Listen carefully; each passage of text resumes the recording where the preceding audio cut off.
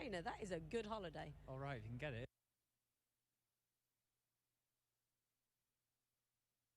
I'm still gutted Magical Land didn't get up for them, but interesting, you know, the profile of Benny. I'm still gutted Magical Land didn't get up for them, but interesting, you know, the profile of Benny. He's from Malaysia. He's been riding in Mauritius, in Singapore, now Dubai. He's working his way around Asia anyway. Yeah, interesting passport. Yeah, I love a good passport stamp. So yeah, no, amazing what racing can do and where it can take you. So when there's so many interesting racing scenes around the world that are pretty unheralded.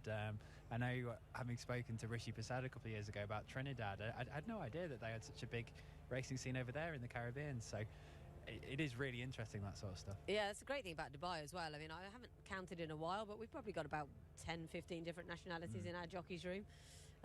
Plenty of South Americans now. We've obviously got the Italian brigade are pretty strong. We'll have Frankie Dettori back, I imagine, next week. We've got some very good French riders like Mikel Barcelona. 192 winners Mikel rode in France last season. That's amazing, isn't it? It is. He's always going to be remembered in the UK for the old celebration in the Derby.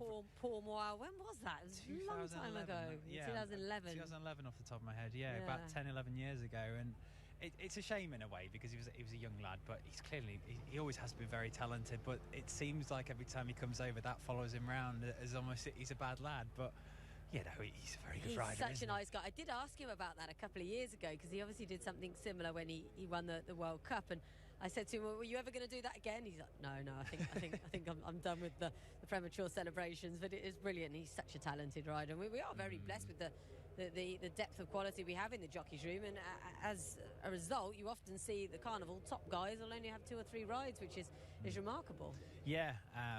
I think it's the best compliment I can say to Antonio is he'll fancy himself as the best Italian rider in the weighing room when Mr. Dettori comes over. So, but yeah, it's a great compliment for the UAE racing that some of these bigger names over in the UK, Ireland, and so on come over here in the winter, because you know, a lot of them, the likes of Ryan Moore, it's the sort of time where they'll put their feet up and relax. So if we're attracting the big names over here, it's only a good thing.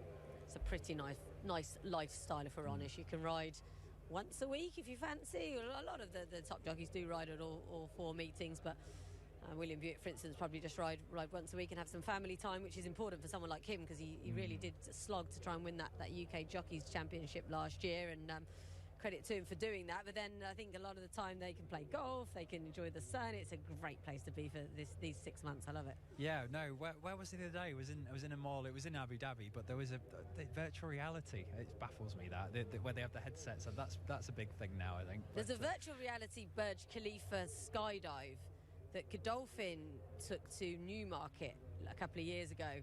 It was terrifying. You have to do this thing where you, I don't know, try and save the world or something, and you go to the top of it and you jump off the Burj Khalifa, which is a weird thing to do in the middle of the Rolling Mile, but it is amazing. And it's probably in Dubai Mall or somewhere now, but it was amazing, but absolutely terrifying. Yeah, I'll take your word for it. Yeah, I'm not a fan of heights.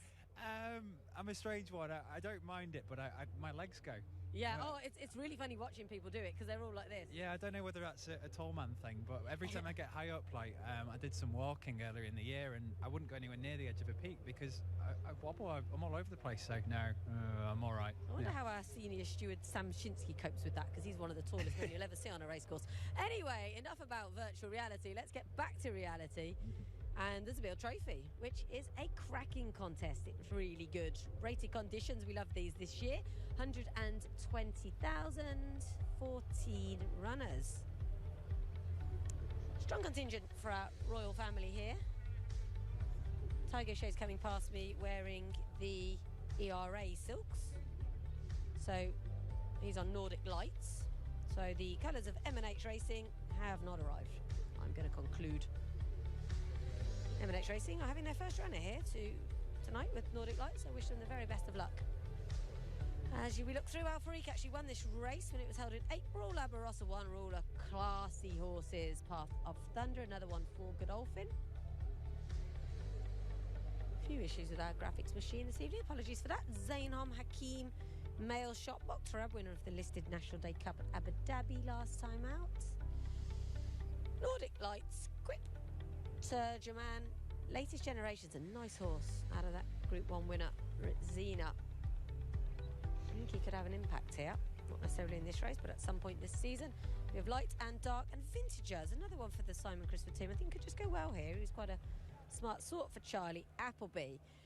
Labarossa versus One Ruler has messed with my head all week. Labarossa coming here off runs in 2 Group 1s. Yeah, this is a group race and everything but name, really, isn't it? Just smashing race. And we were only talking earlier about all these Charlie Appleby horses, and One Ruler and Labarossa were two that were very much fancied for the really big races last year. Labarossa, you know, was a Group 3 winner of the Tattersall Stakes as a 2-year-old and was second in the Craven at 3. Really good form. As you say, he was in the Group 1 St James Palace Stakes last time. He was a bit disappointed there. Been gelded since. Bags and bags of talent, and if he's ready to go after a break, he's going to be difficult to beat. But there's so many you can say about that in this film. You can. Here's a bit of trivia that no one else will know. Labarossa's dam, Bikini Bay, was actually second in a UAE Oaks here. And that was, I think she was trained by Mark Johnson and carried the Spence Silk, so not Godolphin breeding necessarily. This is a lovely horse, Alfarique. And the Abu Dhabi form, for whatever reason, it just doesn't often work out here at Meydan, and that's where he won last time. However, the time before, he did win this race when it was held in April.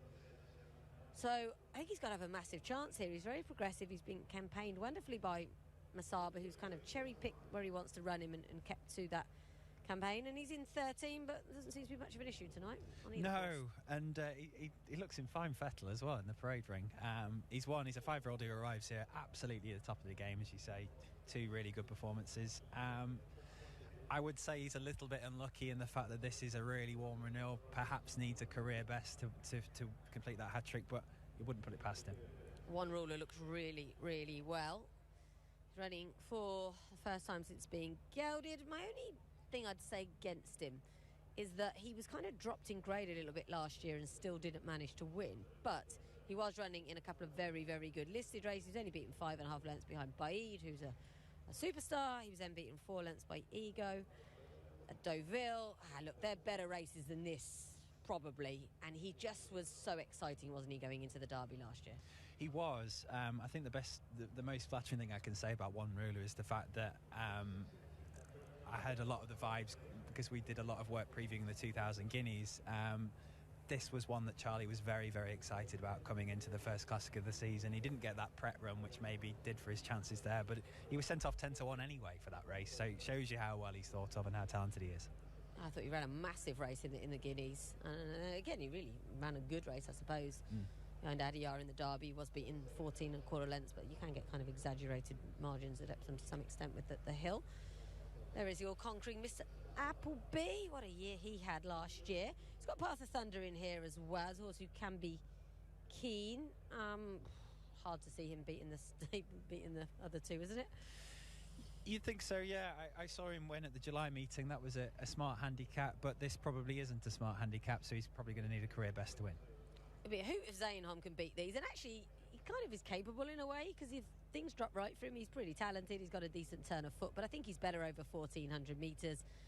He won a good listed handicap at the Carnival last year, and then he ended up in 2 Group 1s, the Jebel Hatter, where he's actually only beaten 2 lengths behind Law Glitters, and then he was in the Dubai Tough. He had no chance in that, but he's capable, but probably he just needs everything to drop right. This is Hakeem, who he's a sort one at Abu Dhabi a couple of starts ago. First run of the season, though. Yeah, 2 wins over here, as you say. Down the field when last seen over course and distance in April. Because of that, he'd probably need a big step forward here on debut, but he represents Doug Watson, and he's always one to consider. Yeah, first start for Doug, previously with Ali Al-Rahi. This is Mail Shot, who was a non-runner last week because it was the race that switched to the dirt, and he wasn't high enough on the dirt because he's so much better on the turf. He's probably got his conditions to a degree, in that if they go very fast, he's a horse who closes. He did that when he won at Abu Dhabi 2 starts ago over Amar, but he only beat Shamik's a nice horse, but he beat Shamik. There's better horses in here, to be honest, and 25-1 seems a fair reflection of his chances. Miko will have to sit and suffer to some extent on him at the back of the field. This is Mokhtarab, who won it's always strong, the National Day Cup at Abu Dhabi, and he won it nicely last time. Yeah, I think it's always nice when a horse is able to win on debut for the yard like that. I say Mail Shot was in behind as well, so that boy, he's certainly got his measure coming into this. And was that the race as well that is Pakistan? I'm going off on a tangent here. Pakistan Star, he can't race here anymore, can he? No, I spoke to Doug Watson about him earlier, actually. I believe he's been retired and is off to possible retirement in Australia, which is lovely. So that was good news. This is Quip. I guess they're just trying something different with Quip. Why not stick him on the turf? He's just been disappointing. There's no two ways about it. Particularly this season, he's 0 from 7 here in the UAE. He came here with some nice form from America and just has not quite got it together. Maybe turf will help, who knows, but I think that they are just trying something else because they are struggling to get a handle on him. He has moved yards this year as well. This is Turgeman, been off a while, 559 days. Yeah, smart performer at 3 for Roger Varian, was second in a Group 3 over this trip at Glorious Goodwood back in 2019. He was last seen chasing home Lamato a year later in the same level at June 2020, over 7 furlongs. He's going to have claims of at his best, but he's got something to prove on his first start for 559 days on the back of a gelding operation. Latest generation is a half-brother to a horse I really like of Sheikh Rashid's called Dane, and he won at Doncaster, this horse, over the straight mile. He was gelded before his last run, which came at Haydock in September, which is actually a good run. He's only beaten a neck behind Nuggets. What a great name for a horse, Nugget. Anyway, I think he's interesting. He's only had the 1 win from 9 starts, but he hasn't done a lot wrong. He's been keeping some quite good company. And this is Light and Dark, who's been off since February, when he only beat 3 home here behind Zainhom. Yeah, it looked like he was on an upward curve, really, when winning a strong handicap at Kempton in 2020. But he was down the field over the same trip here in February and would probably need a big step forward, you think, after almost a year off. Yeah, it's hard to fancy him here. I think I do quite like Vintager, though. First run since August, which would be a bit of a concern. He's run here once. He was 7th in the 2019 Dubai Millennium Stakes. It was a long time ago, obviously. That was with Charlie Appleby, but he won a Group 2 and a Group 3 for Charlie.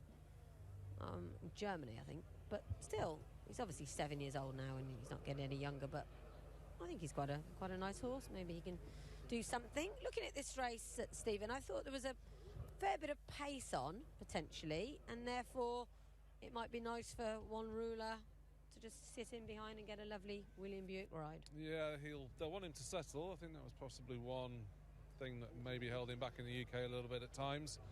He was quite possibly running over trips beyond his best as well. You can see why both he and La Barossa have been gelded.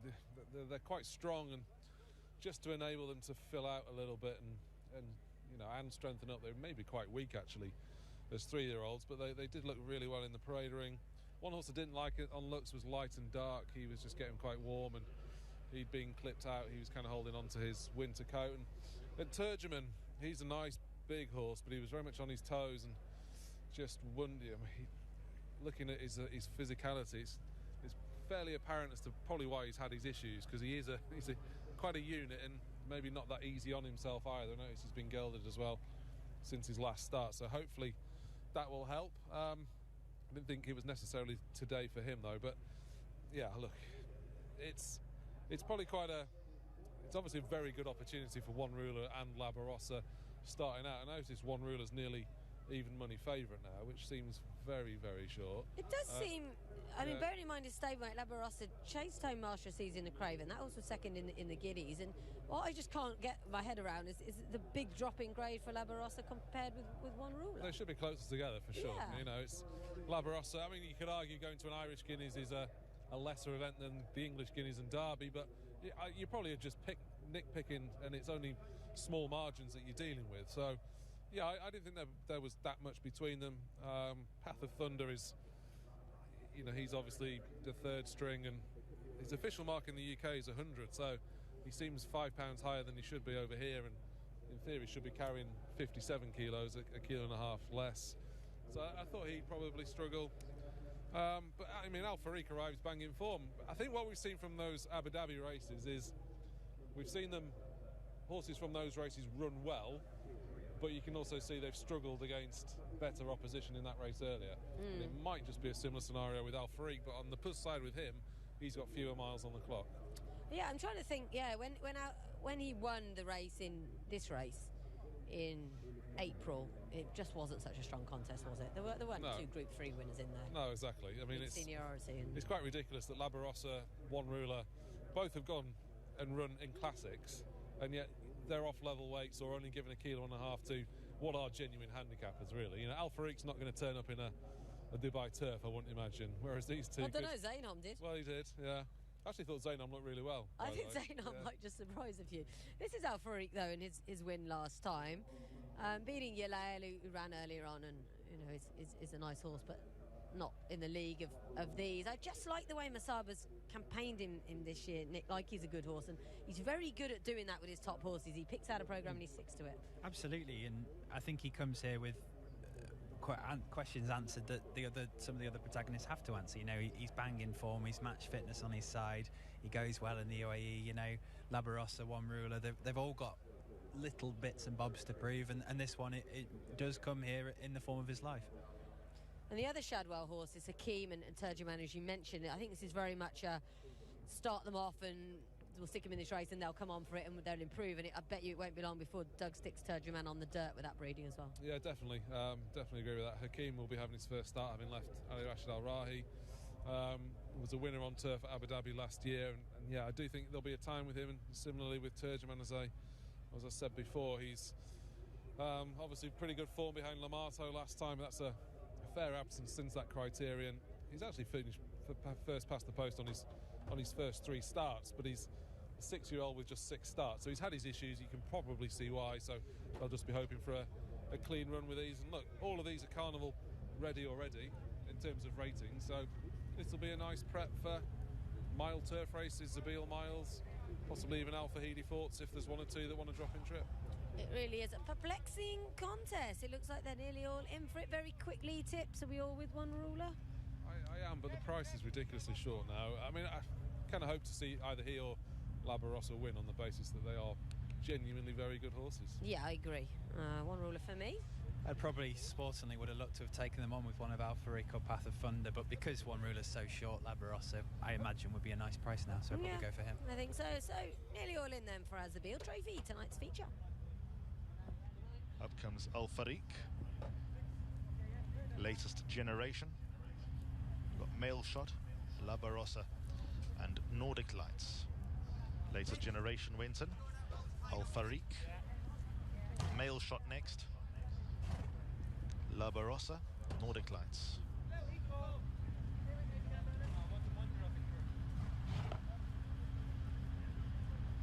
Nordic Lights went in with Labarossa the last one.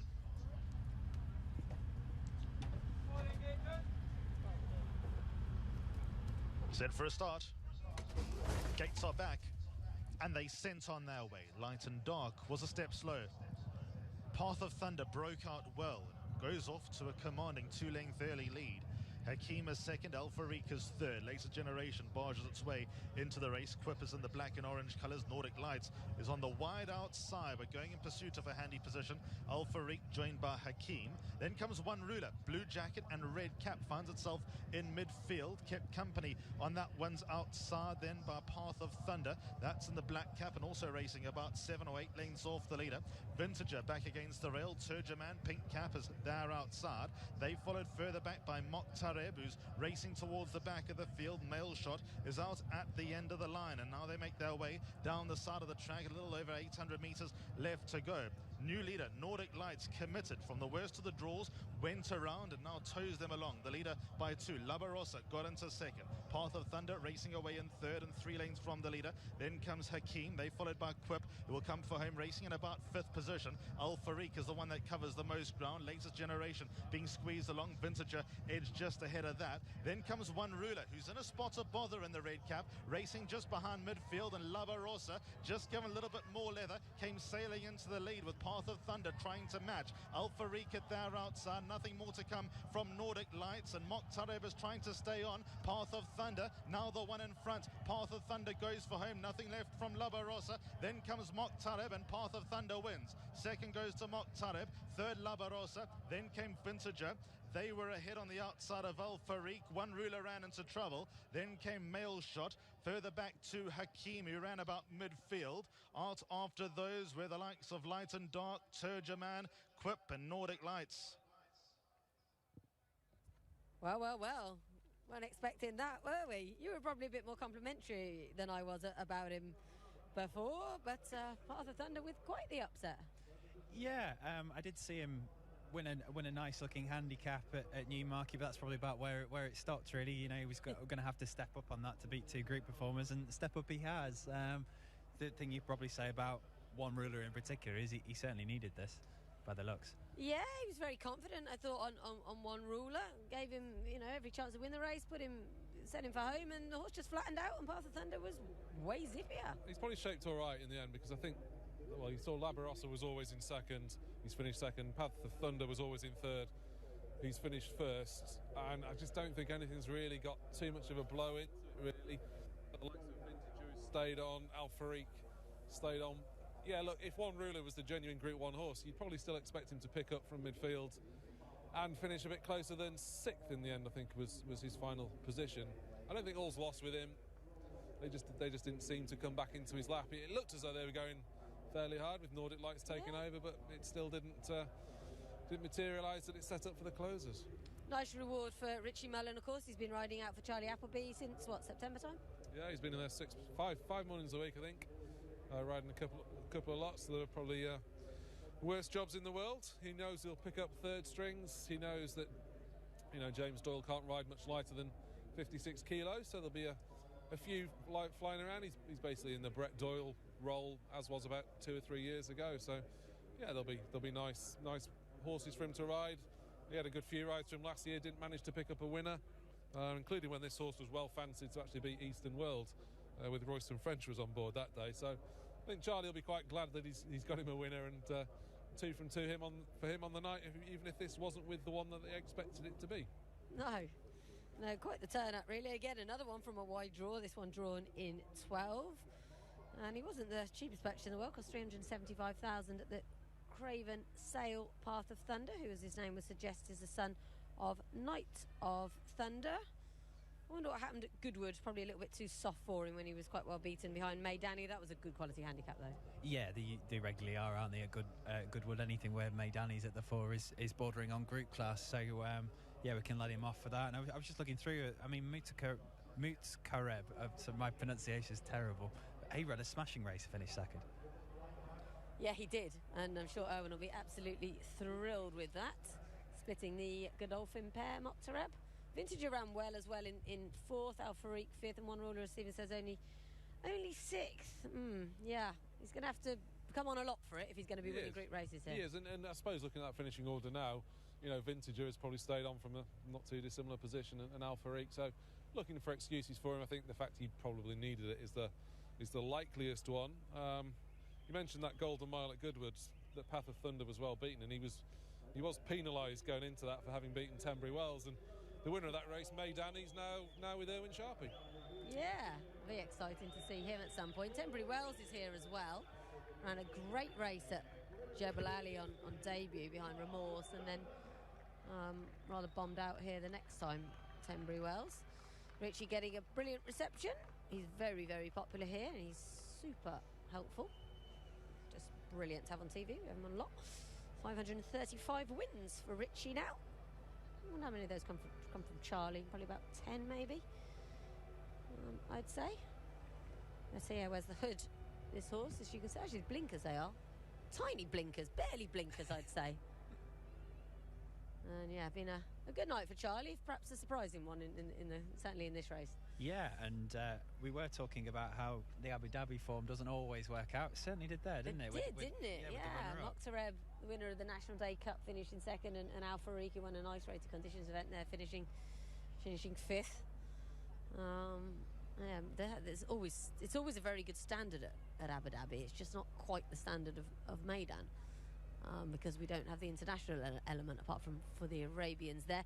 As we expected, Nordic Lights, who's a nice horse, was coming off a layoff, was pretty quickly into stride. And as Stephen says, I think they went a decent gallop. Yeah, they seem to. You know, with Nordic Light, he had Tiago Shea on, and that was probably the assignment with him, get him out, get him in front, set a good old tempo and see what you can do. And it's certainly made life difficult for one or two, and it's proven a truly run race, I'd say. The time of the race is 1:35.77. The track record held by Magic Lily is 1:34.84, and that was set, of course, in a fillies race. The winner at the moment, Path of Thunder, is in the black cap. One Ruler is in the red cap, and Labarossa is in the blue cap. All of them coming from quite a way back. As I think are we watching the wrong race here? Yeah, that's one Ruler. I'm pretty sure we're watching a different race here, you know. Indeed, I think this is the Magic Land and Silent Film race again. I was getting so confused. I was like, why can't I see the... Yeah, this is Magic Land and Silent Film. Anyway, that's been the best finish of the night, hasn't it? That was Charlie's other winner. See, as we mentioned, our monitor is really, really small, but still I was getting so confused. And this is the right race. There's Nordic Lights in front. It was a different horse with a white face in front, wasn't it? It was Ice Cave in that race, and this is Nordic Lights. This gives us more of an idea. I was thinking, I'm sure Labarossa was further up. There's Labarossa in the blue cap, and here comes Path of Thunder. And Labarossa looked like the likely winner at one point, and just not picked up at all, really. Whereas One Ruler from much further back also hasn't picked up. Path of Thunder really has, though. 161 days since his last run. Generally not a concern with that yard. And Charlie did send out a contingent of horses quite early on. I think this might have been among them. So he would have had plenty of time to get reacclimatised to life in the UAE. And as Stephen mentioned, it was he ran here last season. Richie rode him on that occasion as well. It was also in a non-carnival race that was won by Eastern World. So he's run a couple of times here, not yet made it to the carnival, despite being rated 105. Let's another look at it from our inside tracking camera, see if we can pick up anything different. Vintage is travelling very well. The grey, up until this point, where he's really asked for his effort.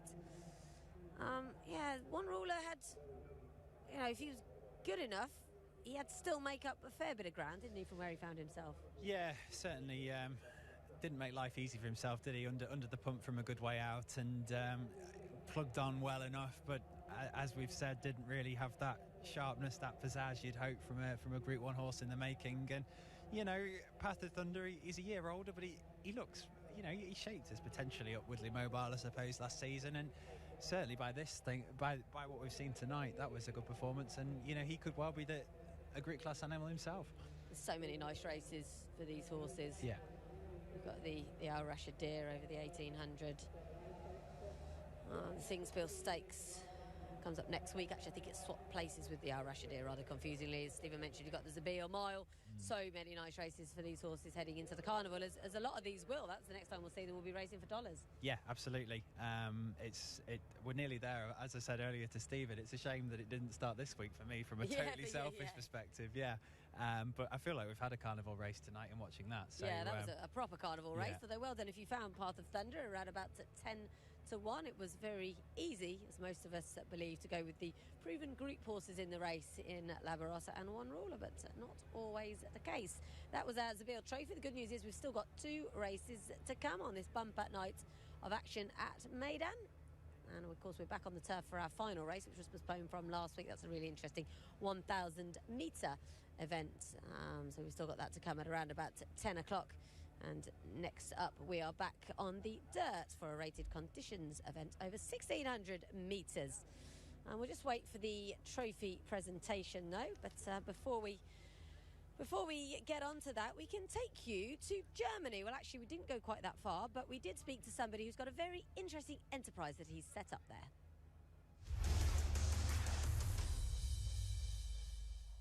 Horse injuries are, of course, a part of racing, but Adele has come up with a way of overcoming some of them, and he's going to try it on his own horse here. This is Art Song, who used to be with Godolphin, and thanks for chatting to us. And you're kind of keen to prove that tendon injuries in particular don't necessarily mean the end of a horse's career. Yes, before it was like that it was always like impossible to bring a group horse or good horses with tendon injuries back to the track. Now it's not like that anymore. So everything is developing more, like iPhone 13 is different than iPhone 6. Yeah. And now in the medicine, they is able to fix a tendon like it healed before. So, and we are able to do that in our clinic in Germany.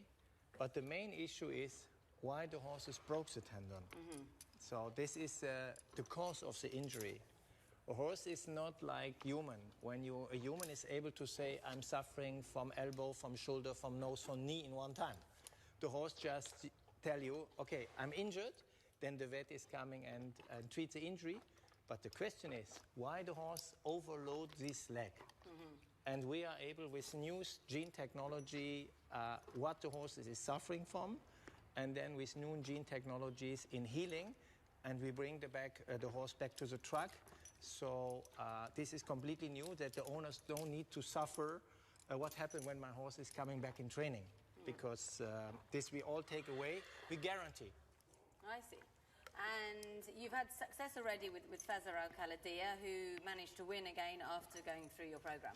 Yes, we had, luckily, the confidence.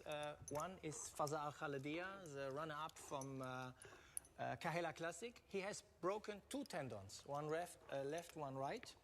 And then the horse, they said, is the end of the career. We send them to our stable, and we find out that Fazer's main issue, because he was not lame at all, is both hips. Right. So at the end, because when a normal vet, the horse is in the clinical part, they trot, he shows no lameness at all. But it's the hips makes pain when he go over 55 kilometers per hour. I see. And with our new technology, we find out that he is suffering this part when he's going over 50, and then he put too much weight from both hind limbs on both front tendons, both front legs, and that is why he damaged. After we fixed the hip issue and both tendons, after 8 months, Fazer was running and winning with 10 lengths. So, and that is what was a very nice example. So what you want to show is, for instance, with this horse, that you can take a horse from the UAE, take them to Germany, they can do the rehab during the summer, and then come back here, maybe they can race in Germany, and then come back here ready for the UAE season in November. Yes, like our center is like the Burj Al Arab, what you have in Dubai. In all UAE, we don't have a rehab center. So, and the season when it's finished here in March.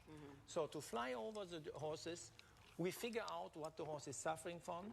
We treat all these injuries, and at the end, the owners ask just one question. Can you guarantee me that my horse will run again? And I can say today, yes, we can. And we have 2 options how we do it. Option 1 is, because I'm a trainer as well, the horse is running in official races end of the year. And then we send him back to Dubai or to UAE, and there is no need, because the horse was already raced. So there is no need to be afraid, and the horse is coming in full condition. Okay. This is option 1. Option 2 is when they say, okay, show me, but we don't want official race. We have 4 trucks with different surfaces, like 0 centimeter, 7, 10, and 12. Okay. So example, a horse is going over 2,000 meters, then he will run on all 4 trucks, like racing, but in official racing, over 2,200 meters. So full speed. That means we overload the pressure the horse will estimate in an official race. So, and then everybody can see, no need to sweat what will happen in a race. And the horse are already full trained.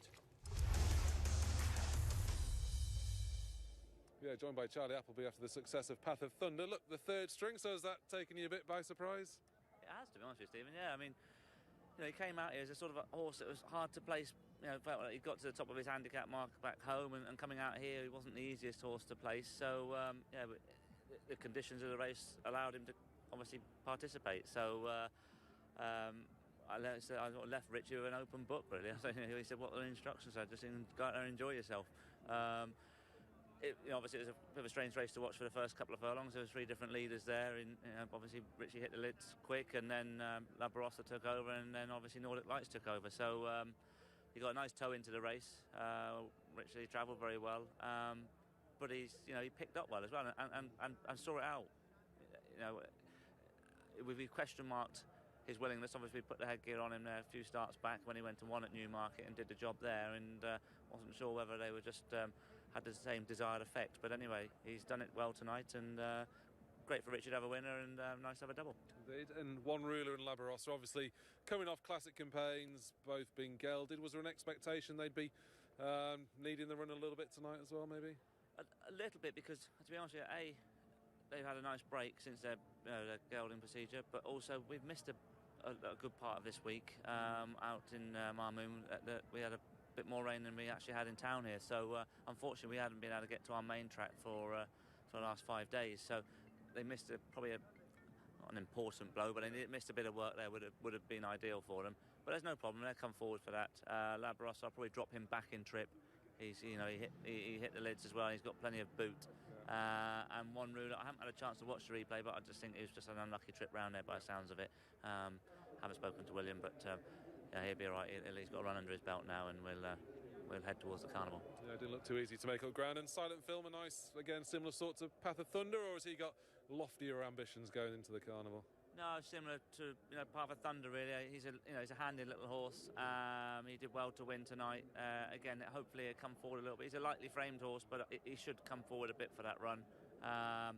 So we'll have a look at potentially if there's that listed handicap there in the carnival there. So I'm sure he'll have a crack at that. I'm really looking forward to this carnival. Sounds like you've got plenty of horses to go to war with. Yeah, got some new ones coming out, and a few of the old campaigners as well, but it looks like a nice team. As long as they stay fit and well, we'll hopefully have a bit of fun and try and bang a few winners in. Nice to see you again. Well done, Charlie. Brilliant. Thanks, Stephen. Thanks a lot. Cheers. He's so nice and helpful, Charlie. Very interesting news there concerning his track not being ideal for them. There's another nice man, Saeed bin Saror, absolute star. UAE racing and Dubai. He's kind of helped put the country on the map, hasn't he, really? And he's sticking around because he's got one more runner later on in our final race. This is the presentation for our Zabil Trophy, which was sponsored by Al Safa Library. And we get jockey and trainer fighting over one trophy. Well done to Richie Mallon and Charlie Appleby, of course. Really pleased for Richie, as we said. He's been doing a lot of hard work in the mornings out there at that Marmoon base, which is not inconsiderable drive, around about 45 minutes from Dubai. Right, we're back on the dirt for our next race. Let's have a look at the conditions for it.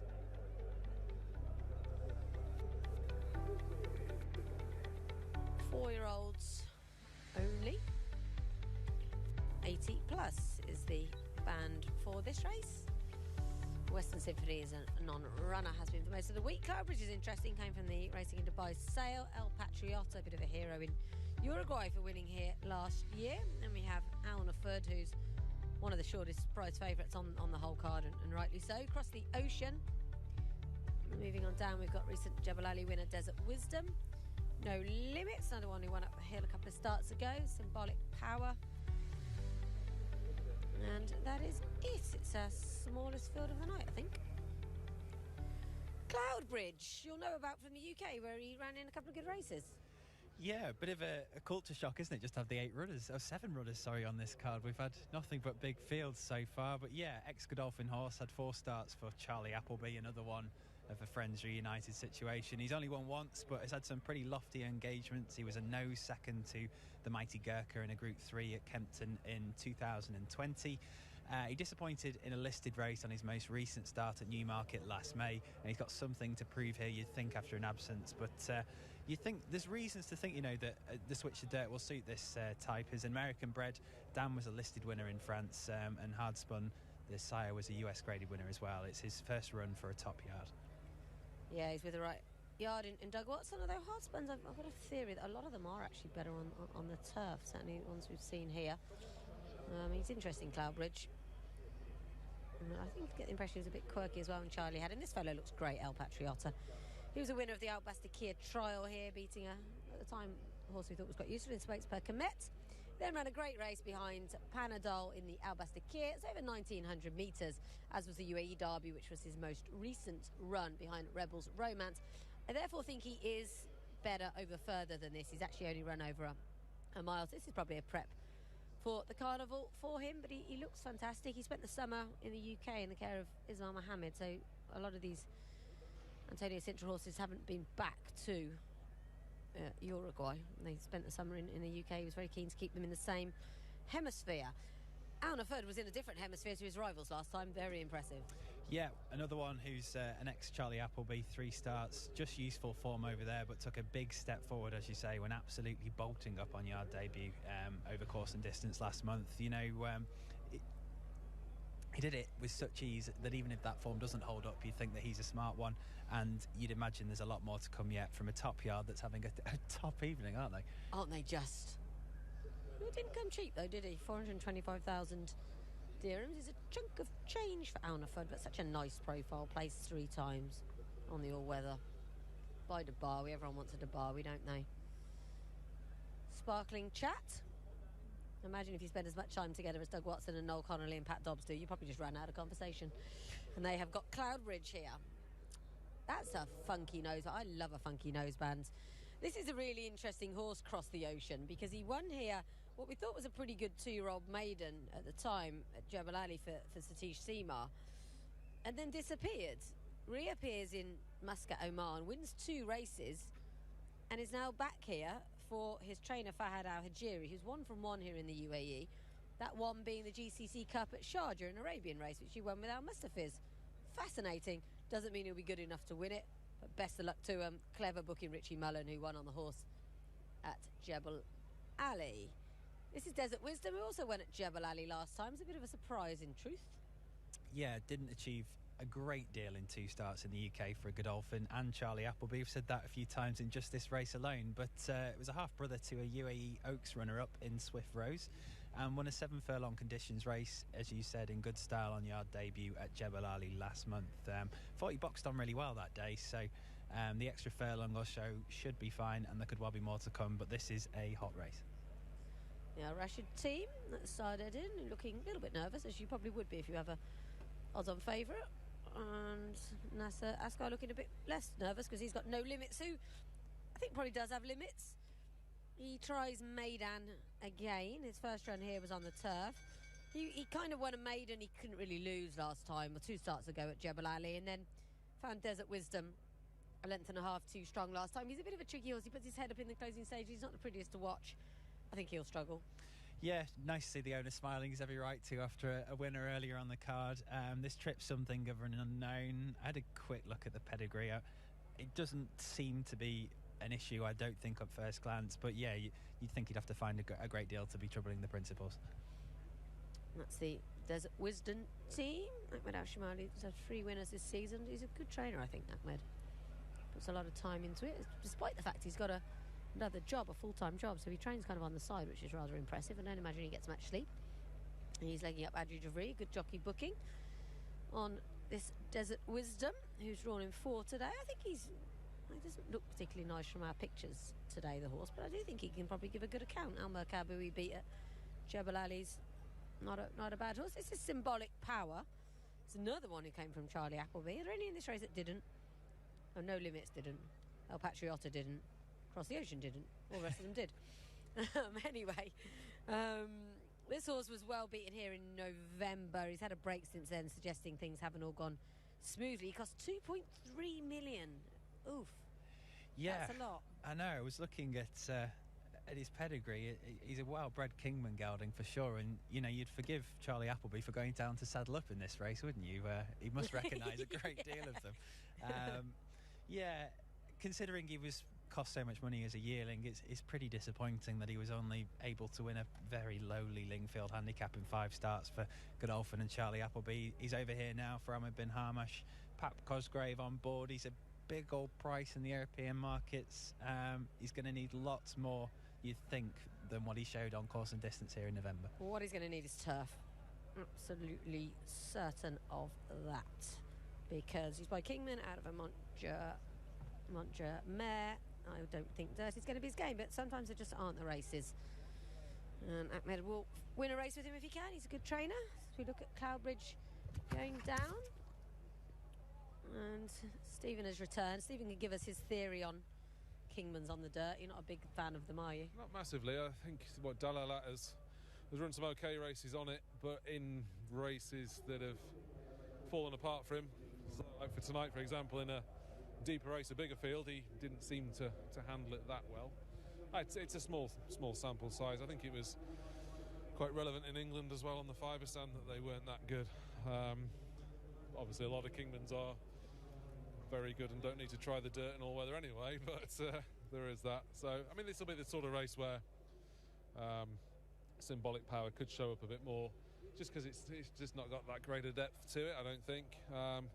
Obviously, Alnafud stands out a mile on what he achieved last time. He's now, I suppose he's got to go and do it now, really. El Patriota, plenty of reasons to believe he's going to need the run. Cloudbridge is on the dirt for the first time, so it should be another good opportunity for Alnafud. He is priced up accordingly, but you know, if he doesn't break as well like was the case last time, he might just have one or two different questions to answer. But he was just so impressive that I think he could be well on the way to being a group horse here. Yeah, absolutely. It's very hard to look beyond him here.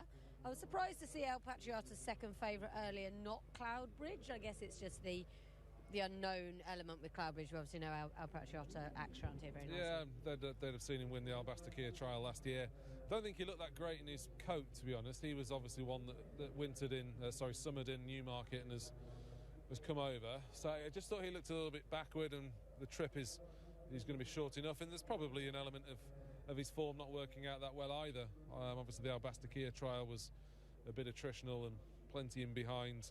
Have struggled since he actually came to Dubai with that rating of 109, and it's since come down to 103. It could well be on its way further south in the not too distant future, because after he's finishing third to Panadol in the Albastacere as well, beating the Derby, I still think there's nothing really solid about what he's achieved here. So yeah, I'd be a watching brief, principally because of the trip as well today. You might just find him, because he basically won the day staying in the Albastacere trial, didn't he? They had him entered in the turf race as well. There's a Beale trophy, and I think they very sensibly decided that was a bit too hot. Yeah. As it panned out, maybe not. But they're quite keen to switch him to turf. He has one on turf, one is maiden on turf, I think. So that might be a route they go down and look at the staying contest with him. Anyway, let's remind you of the demolition job from Alnafud last time. He beat a previous winner in Atlantic Sky, but it wasn't, as you can see from the lack of runners, wasn't the strongest contest. No, I was forking through the form, and first instinct was that he probably didn't beat a great lot in behind, but when that happens, I suppose you take a look at the style and substance of the winner, and if the substance isn't there, the style certainly was with this one, and he pulled a good way clear and was eased down at the line, and you would think really that he can do nothing but build on this here. And you likened him to North America, I think, didn't you? Just visually, his size, he's a real big thing. I love the way he gallops as well. He's got a good action for the dirt, and just in terms of initial impressions, in how they won their first starts on the dirt, then yeah, I thought it was not too far. I kind of can't remember North America's debut anymore. It's been that long ago, but just thinking, I want to be with that horse wherever he goes next type of thing. I wouldn't be surprised if he ends up in a good race on World Cup night, but he's obviously got to do it. He's turning around 2 weeks later, which shouldn't be an issue because he didn't have a race, but you just never know, do you? Yeah, I suppose. I mean, he would have come here. He had a run in 2021, but it was back in April. So they've done a lot of the hard work with him. The Zabeel team, he wouldn't have come fit by any means. From that Godolphin side, they generally just sort of hand walk. This is Desert Wisdom, rather skipping around. And this was his win, which I said it was a bit of a surprise. Is that fair? Very much so, yeah. Part of the Al Shamali golden spell that he's currently having. It was a tough win. He was challenged on either side. I don't think No Limits, this near side, is the most genuine horse in the world. Al Makab far-sided had only won a maiden, so he's got to raise his game. But I like the way he kind of put his head down and put a length between himself and the rest at the line. So he's turning out fairly quickly. That was on the 24th of December. He'd not shown a great deal in 2 starts in the UK in May and June, but obviously the dirt was to his liking and could improve. So he's caused one surprise already. Maybe he can do another one. I don't think he's out of it by any means, Desert Wisdom. I thought that was a nice win on debut, albeit in a lesser race. He's rather dwarfed by Cloudbridge there, isn't he? Cloudbridge fetching 260,000 dirhams at the September racing in Dubai sale, which so far has been a pretty good sale, in that it did give us Alneford and several other winners. Any other thoughts on this, Nick? Just really interested to see how Across the Ocean goes. We've touched on it a bit earlier, and you two will know better than me, but can't be too many Omani runners here at Meydan, can there? Arabians, but no, I don't think, have we had a thoroughbred winner here? Probably not a winner, no. There'd have been the odd one that have tried their arm. There are a few slated to come over for the carnival, including one next week in the turf sprint. I think there are issues still travelling over from Oman. They might have to take the float all the way over, which would be a good drive. But you just drove. But this horse has probably been beating horses we know a bit about. Beat Guernsey in a handicap, for example, and there were a few ex-Dubai horses that he beat last time. And you just look at the times that he's been posting, albeit carrying 62 kilos last time. 1 minute 41.89. You're probably looking at around about 137 here, 138 for the mile. So he's going to need to raise his game on that score. But his Jebel Ali form from last year worked out pretty well in the end. Fire Group was in behind, Uncle Hamid. They're all rated in the 90s, which suggests his mark of 95 is pretty accurate. And we know his trainer knows how to win over here. Yeah, won the Arabian race the other week, so that's all in his favour. They were very keen to book Richie Mullen about 3 weeks ago for this race. That makes sense. That makes sense. Why wouldn't you do that? And Richie did well to get the horse to win, really, only by missed the break, and he only won by a nose in that race at Jebel Ali, which was over 1,000 metres, but he's been winning over a mile in Muscat. I must get to Muscat for racing at some point. Patriota looks a little bit keen. Wagner Lale taking his feet out of the irons to try and keep that one calm, but in truth we're all trying to find reasons to, well, I don't want to see Alneford get beaten, actually. I'm not trying to find reasons to get him beaten, but trying to pick the one to finish second, really, aren't we? Yeah, I mean, the other thing to mention about Alneford is all his form in England marks him down as a horse that should be rated in the hundreds anyway. Bay Bridge went on a real roll for Sir Michael Stout. Polling Day, who beat him on debut, he only ran once again and won, so he was 2 from 2. And Mandoob, I think that's a horse trained by Brian Mean. He's rated in the hundreds now as well. So it's not just the visual impression of that victory over Atlantic Sky. It's the way he shaped in those races, and the horses that eventually beat him suggests that he should be very good. And looking at the size of him in the parade ring, it's no great surprise he didn't necessarily show his all on the Lingfield Polytrack. No, true. Sometimes they just need time. And they come over here, they get loads of time, particularly if they're with these Abil stables. So we're all with Alneford. Anyone being brave? No, firmly with Alneford. No, I'd be disappointed if he can't win this. Me too. It's a great opportunity for him to go 2 from 2 in the UAE and continue on his upward curve. El Patriota, Cloudbridge, the last two. Just working with Cross the Ocean.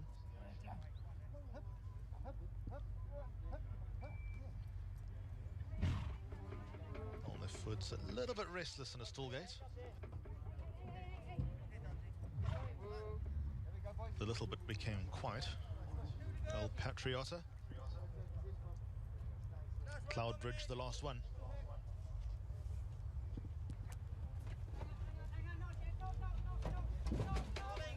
Set and ready. Gates crash open, and they're racing away. El Patriota was the first one to break. Alneford won't get a soft lead this evening if he indeed gets to the lead. Desert Wisdom against the rail makes life interesting for Alneford up front. Then comes Cross the Ocean. El Patriota, after breaking out well, trapped out a little bit deep and a little bit fierce. Then against the inside rail, the Symbolic Power. Cloudbridge is on the move, and No Limits a few lengths back at the end of the field. So Alneford finally got to the lead, but took him a while to get there. Not quite as easy as last time. Desert Wisdom, though, has got the rail for free, but now Alneford gets across. Cloudbridge at their outside. Symbolic Power is 2 lengths off the leader in 4th. Then comes El Patriota, still trapped a little bit deep. No Limits races 1 from last, and Cross the Ocean feels the squeeze at the end of the field at the corner of the track. They go to the final 800 metres.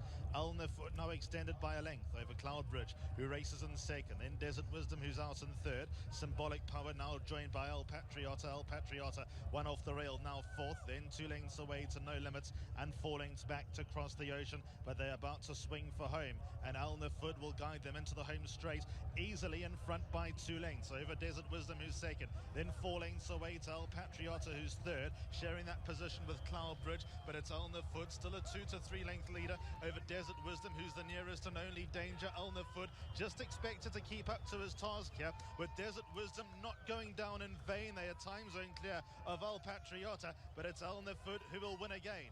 Elnafoot won it by about 2.5. Second to Desert Wisdom, who ran admirably in defeat. A breakaway to El Patriota in third. Then came No Limits, Symbolic Power, Across the Ocean, and Cloudbridge.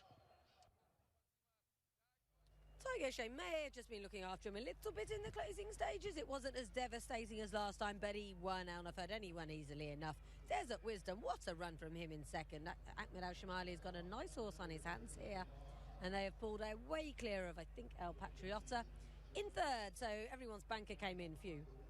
Indeed, yeah, and I think you're right there. I don't think it was. I think it was more a case of Ty taking it easy and the horse taking it easy a little bit as well. He looked to be in command rounding the bend. Tig was checking his shoulder as far as about 4 or 5 furlongs out. So yeah, he looked the winner from a long way out, and he's done it well enough in the end, I'd say.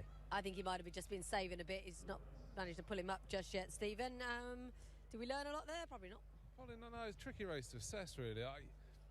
My initial thought is that he's not going to be a horse that maybe does anything too quickly. He just gallops. He looks a bit of a lump and just keeps going at the one pace. When he kicked off the bend, he took 2 or 3 lengths off Desert Wisdom, and that horse, I think, briefly threatened to sort of make a bit of a fight of it, but then Tiger O'Shea got a bit more serious, and he sort of just kept going, really. But the pair have pulled a long way clear, and maybe Desert Wisdom's a pretty good horse as well. Hopefully grab a word with Tiger O'Shea, because he did seem to mess around a bit in the stalls as well. So, you know, we're still dealing with a young, inexperienced horse, and maybe that has just contributed to him not being as impressive as he was first time out. But then again, he was probably against a better calibre of opposition here.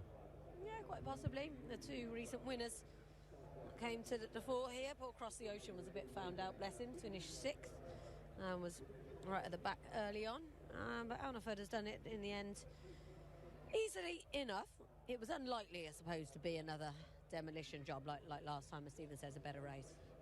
You would think so, wouldn't you? You know, the higher up in class you go, the less likely you are to demolish them. So, you know, he's coming up against better opposition, but I think he was always travelling pretty well throughout his race.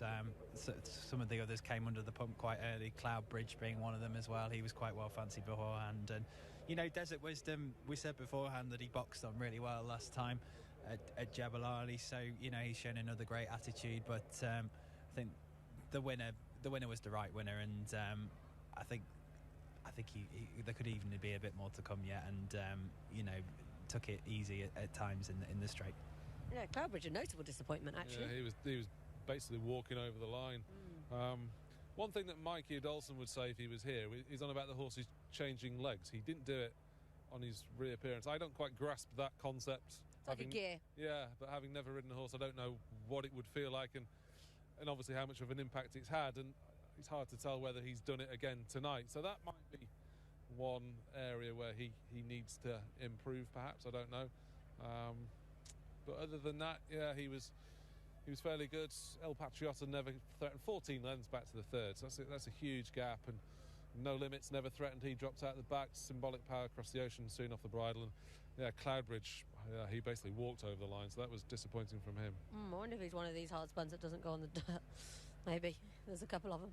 But easy enough. I've lost count. Are we 5 now for Blue Plat Seymour? 5, yeah. Amazing. Unbelievable. Hey, it's been a while since someone's had a 5-timer here. Doug Watson was Doug Watson had 7, of course, that time. Was 7 or 6? I think he had 6, but apart from the Arab race, it would have been... Yeah, he went through the card, didn't he, Doug, He went through the card thoroughbred-wise, I think. Well, I think it was the whole card. Oh, was it? I think it was 6.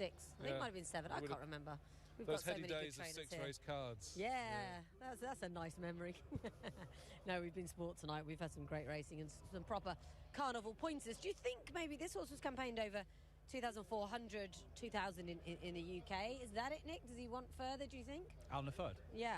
Potentially, yeah. It didn't seem to be stopping to me in the closing stages, so that's an option. I think there's plenty of things that they can try for sure, and you know, there just seems to be a lot of ability there for me, and certainly more to come.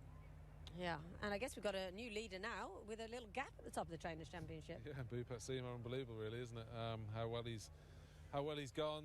The peaking at the right time. Obviously, he's going to be mob-handed next week, particularly in the Mac Team Challenge. And I wouldn't be at all surprised if this horse heads to that graduation stakes race that's worth $100,000. It's over a mile, and it would be the logical next step up his progression before having to take on the big boys. And what will the handicapper do after this? Came into it of 96. What's he beaten? Beaten Desert Wisdom, who is rated 90. Tricky one, really. Depends what you want to do with Desert Wisdom. Depends how good he thinks how good that horse is. Yeah. I think there might be a proper horse, Desert Wisdom. Could well be, yeah. Taken to the dirt really well, hasn't he? Great for Akmed Al Shamali. He won't have had many carnival runners. Any carnival runners, possibly? No, now he'll have got himself one who goes in there. Another shot of many. There's two little O'Sheas there, Dara and Aaron. And I think they are Caroline Seamar's niece and nephew, possibly.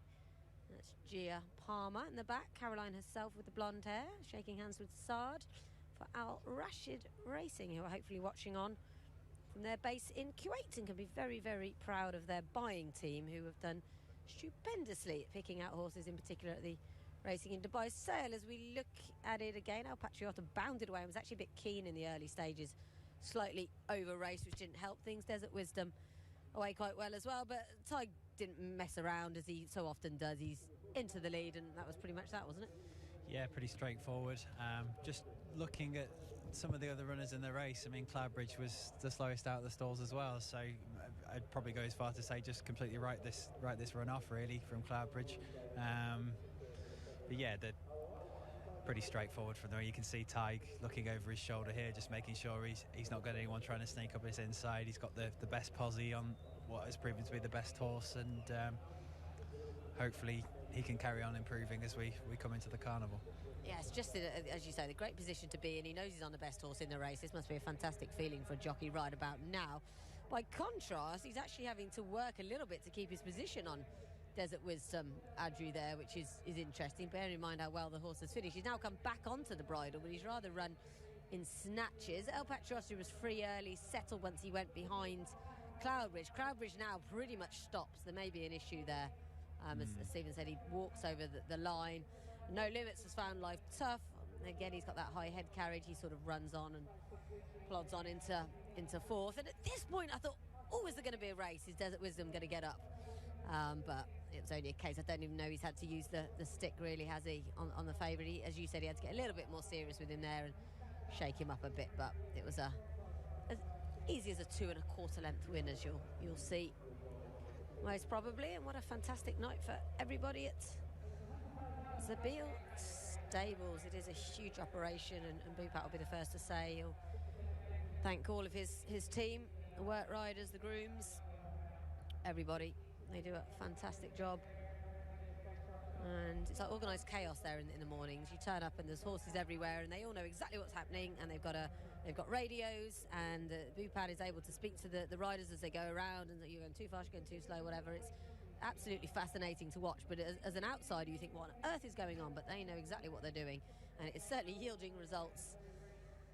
And I've heard is another Dubawi, such a fabulous sire on this dirt course. His Dama Al Bashara went over 1.2 miles, so there is that bit of stamina there, as we mentioned. And she's a half sister to White Moonstone, who was a very smart filly for Saeed bin Saror, so nice Godolphin family. Indeed, yeah. So plenty to work with, and as you say as well, Desert Wisdom, plenty to like. Showed a great attitude in second, Didn't he? Just seems to box on really well, this one. Yeah. And for half a second you could hear the gas from the crowd when we thought the odds-on jolly might be in for a scrap. But yeah, it was around about here, I think, wasn't it? And did Tig actually use the? I think he may have given him a couple of smacks, mostly just showing him the whip. I don't think he ever got too serious. Much danger, was he? But there was just a split second where you thought, oh, I think this horse might give him a race. And so, bearing in mind he was having to rouse him along at a couple of stages, Adri. Credit to the runner-up's will to win, I'd say. Yeah, I think he's a nice horse, and let's hope Ahmed, gives him a nice break and finds a nice race for him. I think he's a good trainer, as I mentioned earlier on, so I'm sure he'll do the right thing.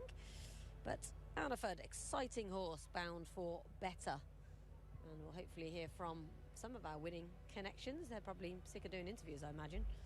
Bupat's probably done about 10 interviews so far this evening. Groundhog Day for him. Yeah, it's not just us, Arabic team, on-course team. Yeah.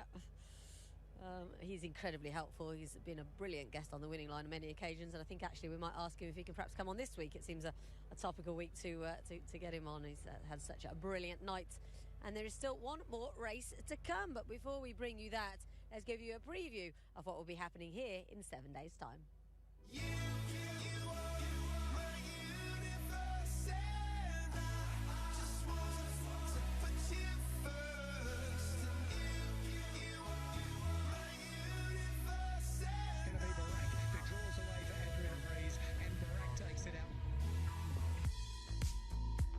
And it is Althika who races away. Althika wins by 2 lengths over Stylistic.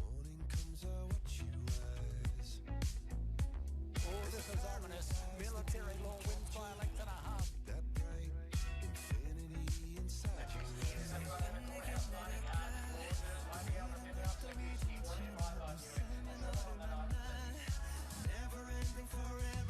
Land of Legends bringing on great performance. Land of Legends gets in 3/4 of a length over Dubai. Switzerland back for a gelding operation. He's going to return the blaze of glory. Switzerland draws away, wins a length over Wadi.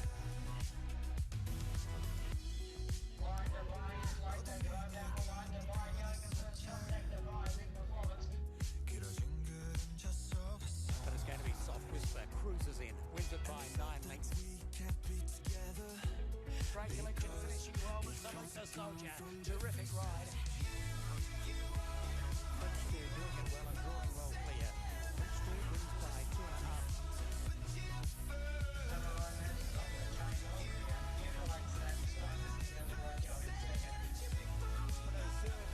win for Secret Ambition finally gets its 5-race victory.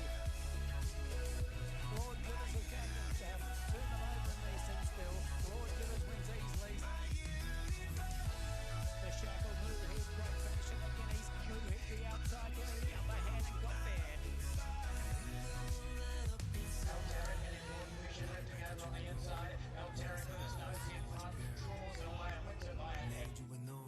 Money to Burn well clear in the late stages, is getting tired. Spaghetti won't get past her, and Money to Burn will take it out. Volcanic Sky in front. Global Heat will get very close. They hit a Volcanic Sky.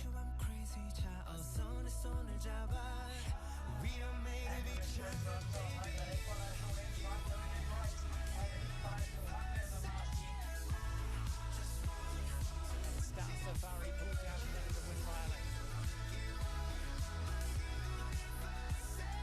Lord Glitters is going to get close. Lord Glitters, the grey, gets there. Talent the Soldier books his ticket for the World Cup.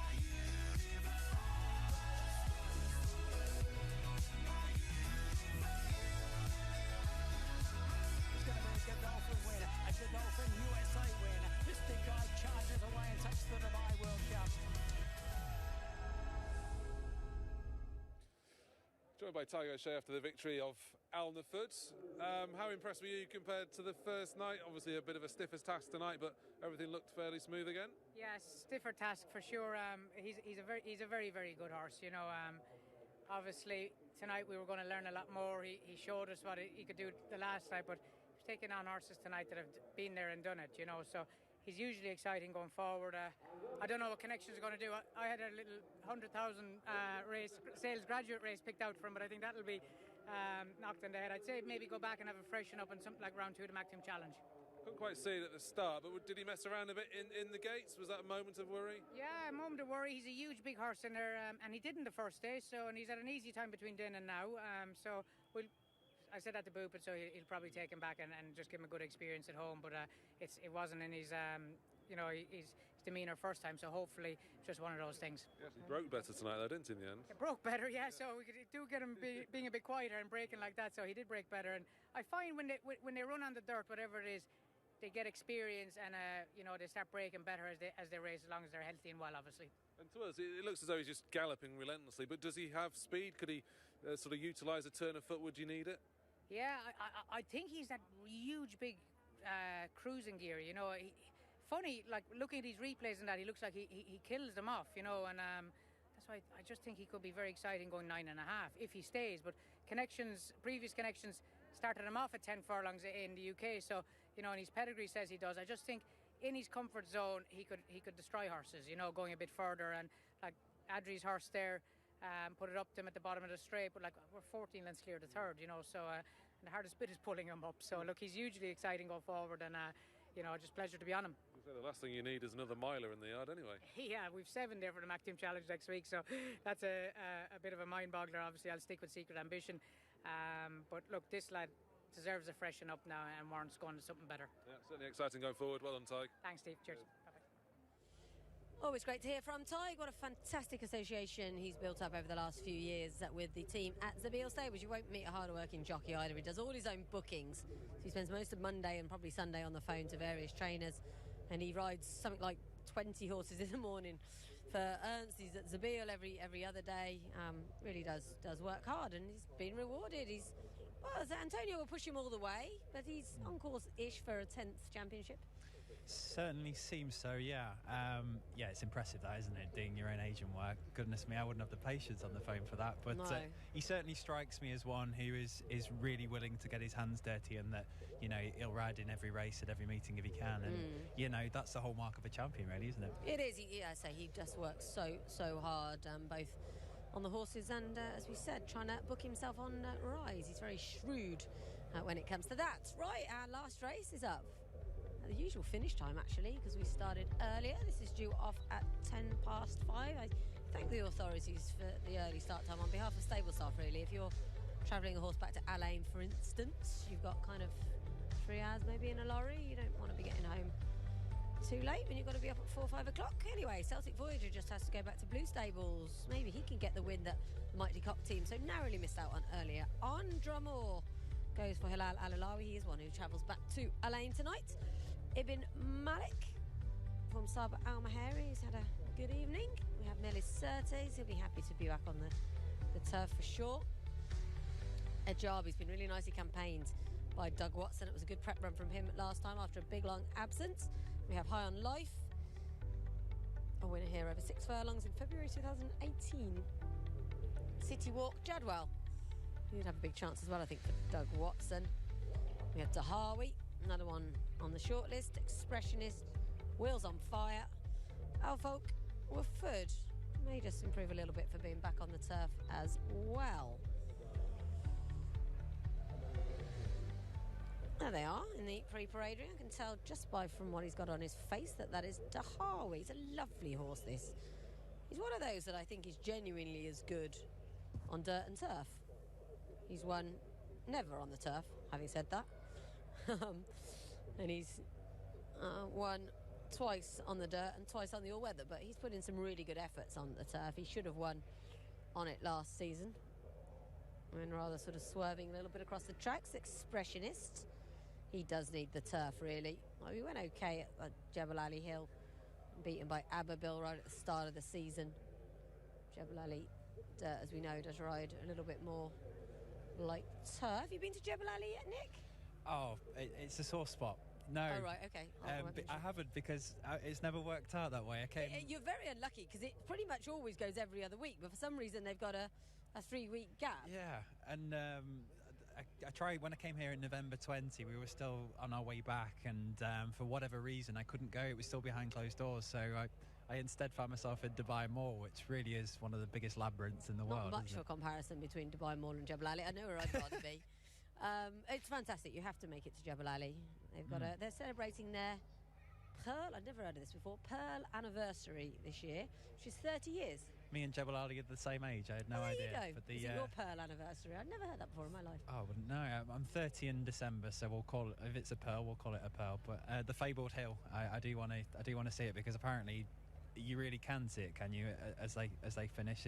It's an amazing hill. It really is. It's got to be one of the steepest finishes in the country. We race there next Friday back in action. No, Saturday. I'm so confused. Saturday is now Jebel Ali. It's been Friday since they started racing there in 1992, but now they're Pearl. They're going to Saturdays. And actually, I think they've probably been incredibly accommodating with the date switch, as indeed have all the tracks here in the UAE, so we can maximise our crowds on days when people aren't working. This is my pick for this race, Drummore, mainly because he's got a high draw, but also because he's got a lot of dash. And he ran a good race here behind Wildman Jack. Admittedly, it was in March 2020. That was in a Group 3. I just think this is probably what he wants, 1,000 metres here on the turf. He's been running quite well in defeat, although he was beaten in a pretty bad race last time. Did you give him a squeak? Yeah, you're keeping me on my toes here. We went to number 10 and 11 while we were just watching him in the pre-parade ring back to Drummore now, the two horse. But certainly the form is there. I'd say the biggest mark against him is the fact that he hasn't won since May 2018, 3.5 years. But if he can find his best form, certainly. Yeah, never won in the UAE in 8 starts, Drummore. Trained by Halal Al-Alawi, who had an Arabian winner here last week with Al-Khaliji. There's a lot of Shabwa runners in this race. There always are in turf contests. This is Celtic Voyagers, interesting horse from South Africa, but came here by the way of France, which is a pretty shrewd move, I think. Yeah, when you're researching some of these more foreign runners, you find yourself on website surfing, don't you? And it kept me on my toes here with this one. From what I could see, is a 5-time winner over sprint trips over in South Africa.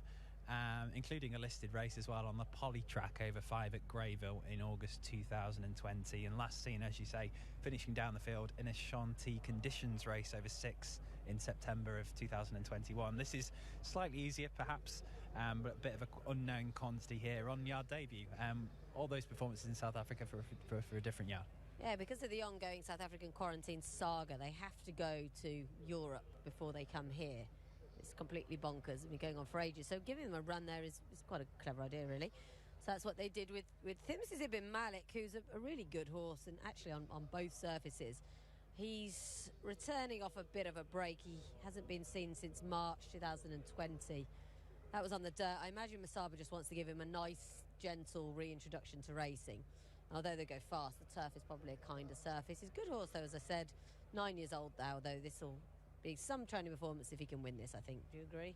Absolutely, yeah. You're going to have to be good to overcome what's almost a 2-year absence. But yeah, he's a very likeable sort of Ibn Malik's been around the block a few times, got some smart performances. You know, he's capable on his day. Won a listed race all the way back in December 2019. So, but as you say, heck of a training performance if he can win. Well, Ursus looks very well. He's a son of Poet's Voice. His run here behind Scott's Pine in what was a pretty weak race was actually decent, and that was back in November. He struggled since at Abu Dhabi on the turf and here on the dirt. I think this is more his bag for all that. This is actually his first run over the minimum trip.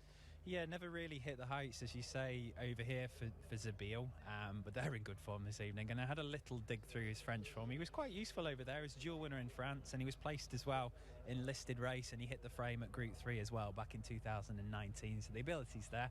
And if they're ever going to revive him, you'd think it'd be this evening, wouldn't you, in the form they're in at the moment? Yeah, absolutely. Ajabi's a lovely, lovely horse. He looked very exciting back in 2018 when winning a pair of races here, over 1,200 and over 1,400. And then he disappeared, and we didn't see him until November of this year when he came back and ran a fine race, finishing 7th, and he beat 5 lengths behind Spirit of Light at Abu Dhabi on the turf. He just, as you would expect, he just got tired towards the end of the race. That was a lovely reintroduction, and he'll have been aimed at this race. He was in it last week when the race was originally scheduled. I think he can run a big one here. But say we've still got to take on trust that he retains all that ability, and it's also his first run over this 1,000 metres. High on Life is 11. This will probably be his last season. He has won here, but it was way back in Feb 18. Yeah, another one that I've written round the block for. Quite a few with similar profiles here. You know, he's held his own in higher grades than this, but the majority of his winning has been done on the dirt over at Jebel Ali, and it's now coming up to 3 years since his last success. So you probably think he's got lots to find on the back of 2 pretty subpar runs so far this term. Yeah, he looks a shadow of his former self so far this season. He's probably a yard favourite, and that's why Tony Sheikh Hamdan bin Mohammed's kept him in training with Salim bin Gidea. Nice bit of advertising for Emirates there. sponsors, of course, of our Dubai World Cup. This is City Walk. Sabin Saror, been a while since he's had a top sprinter. I don't think this fella's going to be one, but it's his first start here in Dubai. He's unexposed, as are most Godolphin horses. He wasn't beaten far last time we saw him in October. Yeah, one I'm reasonably familiar with is he's done most of his racing in the UK. Fairly useful performer. He's won once from 8 starts.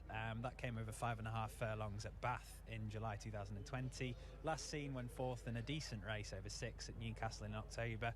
You'd think there could be a bit more to come from him. He's a lightly raced type, still only 5. He's on a fair old mark and probably will be right there for Saeed bin Saror. But, you know, this is a completely different atmosphere to Newcastle in October. Skipped over Jadwell there. He could well win this. That was a nice run behind Al Mureb, but he travelled really, really well at Jebel Ali in the middle of December. I think he's interesting. He's actually related to Ibn Malik, weirdly enough. This is Dahawi, as I said earlier, just a really reliable dual surface horse, and I think he can well win this. Yeah, a really, really good 2021 season, I thought. Only won once, but the type that just ran with credit every time he went to the track, and very much returned to form, I thought, last time. Was a good second on the dirt here last month. I think he'd be bang there off what's a slightly lower turf mark here, and I agree with you. I think he's got a winning chance. Expressionist has the same sorts as Melisert. He's got the blue cap on. He ran well here over 1,400 metres. That was behind Bowershill back in April. And then he ran Aberbil to a head right at the start of the season at Jebel Ali, and since then his form's tailed off a little bit. His one career win did come over this trip though, so perhaps he's got conditions to suit him.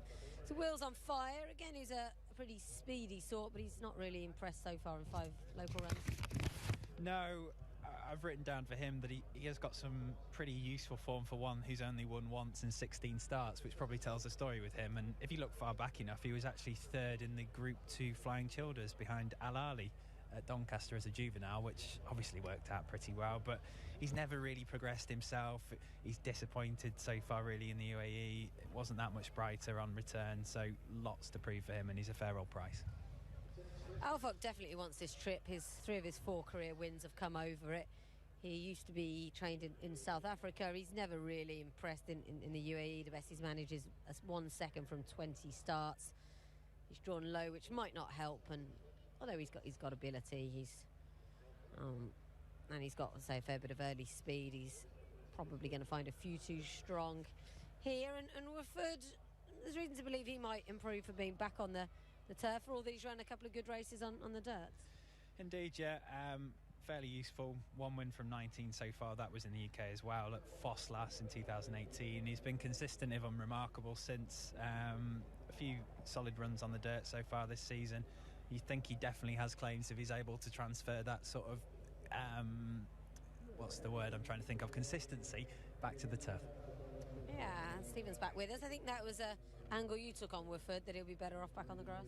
Yeah, he seems to travel into his races and then not really be able to quicken, and kind of just feels as though he wheel spins a little bit on the dirt when he's really asked to go. And yeah, I think they could maybe ride a bit more of a race. I know it's 5 furlongs, so you can't ride too much of a race on him, but try and get a bit of cover and go. And it'd be similar with this horse in Shot Dahawi as well.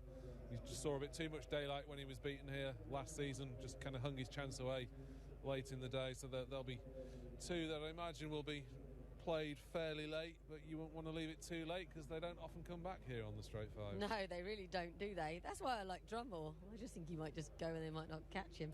Gary Sanchez has had a winner here already, and he takes off 2.5 kilos, so you never know. We can maybe blaze a trail. Are we expecting high draws to the 4? Possibly. In the end, I sort of second-guessed myself with that previous race, and that, 3 of the first 6, I think it was, did end up far side. But yeah, you look at the pace here, and you say Drumore in stall 11, he's definitely going to go forward. I think City Walk, he looks like a coiled spring out there. So from stall 5, he's going to press on. I hopefully it's not going to be too much of an issue. They'll come down more towards the centre of the track. But yeah, I think naturally the more interesting horses are probably higher anyway. You look at the low draws, Al Falk, Woodford, Wheels on Fire, Expressionist. I suppose out of that quartet, you'd only really give Woodford a solid chance. I know Al Falk's capable on his day, so yeah, probably you look at that middle to high, and you've got something to aim at, I think. Yeah, absolutely. What's your assessment of Ibn Malik? We sort of concluded it would take quite the training effort to get him to win this. He looks as though he's carrying a bit of pudding, for sure, as you'd well expect, being off 671 days. There's definitely an element of the Al-Karamas about him, though, in that he's back on the turf and could just be like, I mean, look, he's so well handicapped, isn't he, after that absence, bearing in mind that he was rated 108 when he last ran in that Group 3 behind Waffy. That race was proven a bit of a graveyard, unfortunately. Didn't it? Yeah. Yeah, that Group 3 on Super Saturday. But look, he's obviously got the class.